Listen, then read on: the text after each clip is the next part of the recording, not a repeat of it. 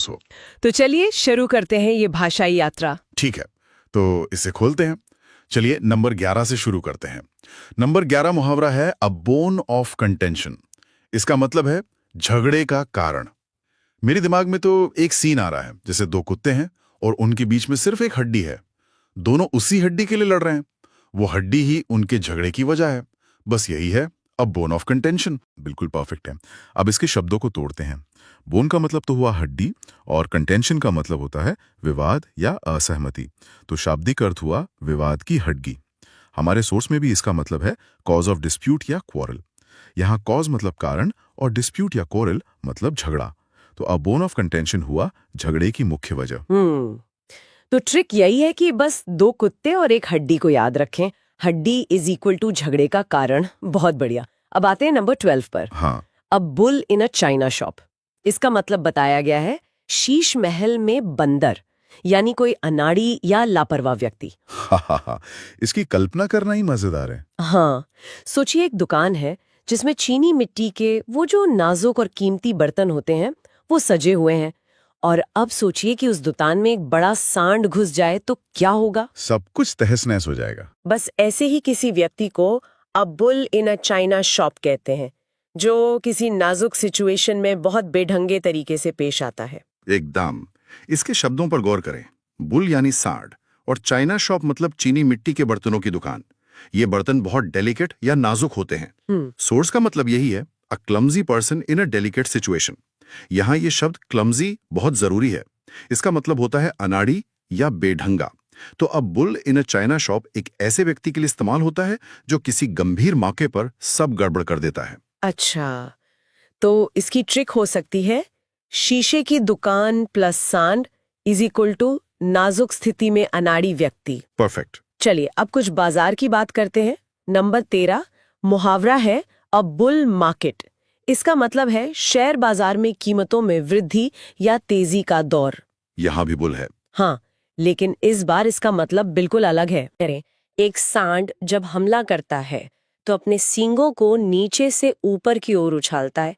तो क्या ये ऊपर की ओर जाने की क्रिया ही बाजार के ऊपर जाने का प्रतीक बन गई? बिल्कुल सही, यही लॉजिक है इसके पीछे।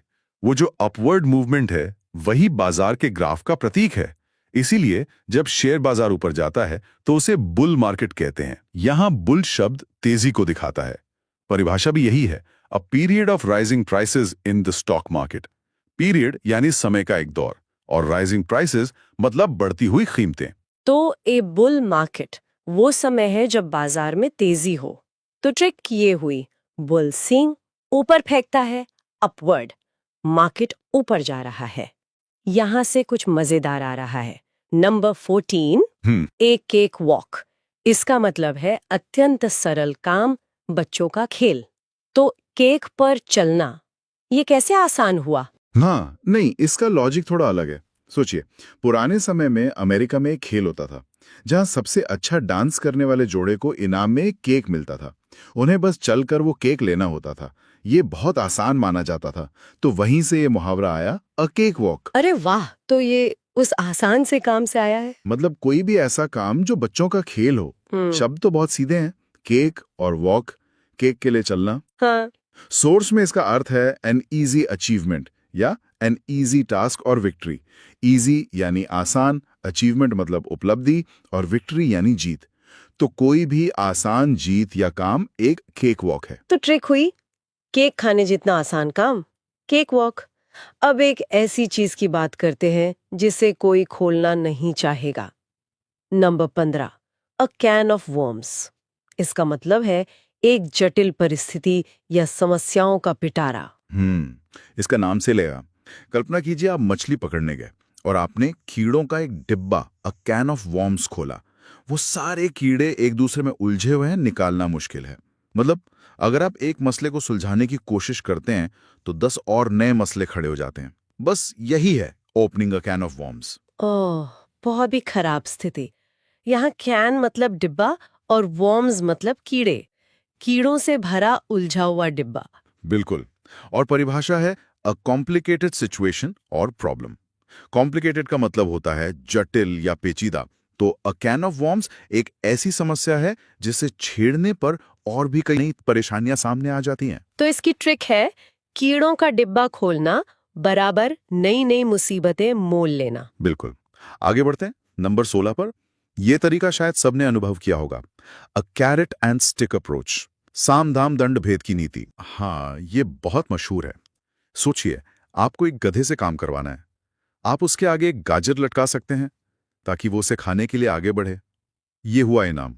या फिर आप उसे छड़ी से मार सकते हैं ताकि वो डर से आगे बढ़े, ये हुआ दंड। अच्छा, जब आप दोनों तरीकों का इस्तेमाल करते हैं तो उसे कैरेट एंड स्टिक अप्रोच कहते हैं। शब्द साफ है। कैरेट यानी गाजर इनाम का प्रतीक है और स्टिक यानी छड़ी सजा का। अप्रोच का मतलब है तरीका। सोर्स कहता है rewards and punishments that influence someone's behaviour. Rewards यानी इनाम, पनिशमेंट्स यानी सजा। और इन्फ्लुएंस बिहेवियर मतलब व्यवहार को प्रभावित करना। तो ये इनाम और सजा देकर काम करवाने की एक नीति है। ट्रिक सीधी है। गाजर इनाम और छड़ी सजा इज इक्वल टू काम करवाने की नीति। अब बात करते हैं बदलाव की। Number 17, a change of heart. इसका मतलब है विचार में बदलाव या हृदय परिवर्तन। हाँ, ये भी बहुत कॉमन है। कल्पना कीजिए, कोई व्यक्ति है जिसे बिल्लियां बिल्कुल पसंद नहीं है, लेकिन एक दिन उसे एक घायल बिल्ली का बच्चा मिलता है, वो उसकी देखभाल करता है और धीरे धीरे उसका मन बदल जाता है। और अब उसे बिल्लियां अच्छी लगने लगती हैं। बिल्कुल, हम कहेंगे कि उसका अ चेंज ऑफ हार्ट हो गया। तो यहाँ हार्ट का मतलब दिल या भावनाओं से है। मन का या राय का बदल जाना। हाँ, परिभाषा है a change in one's opinion. Opinion का मतलब है राय। तो किसी व्यक्ति या चीज के बारे में अपनी राय पूरी तरह बदल लेना ही अ चेंज ऑफ हार्ट है। ट्रिक है दिल बदल गया विचार बदल गया। ये अगला मुहावरा नई शुरुआत के बारे में है। Number 18, a clean slate. इसका मतलब है फिर से शुरू करने का अवसर। इसकी इमेज भी बहुत अच्छी है।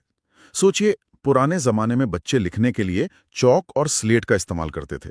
जब कुछ नया लिखना होता था तो वो स्लेट को पोंछकर एकदम साफ कर लेते थे।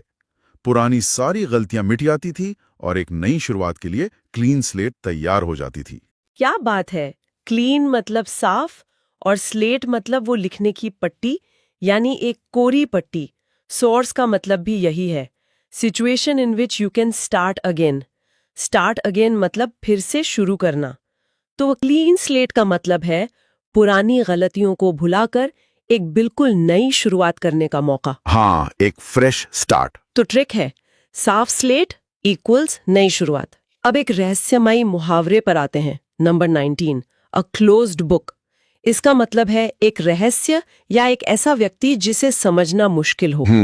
कल्पना कीजिए आपका कोई दोस्त है जो अपने बारे में कभी कुछ नहीं बताता।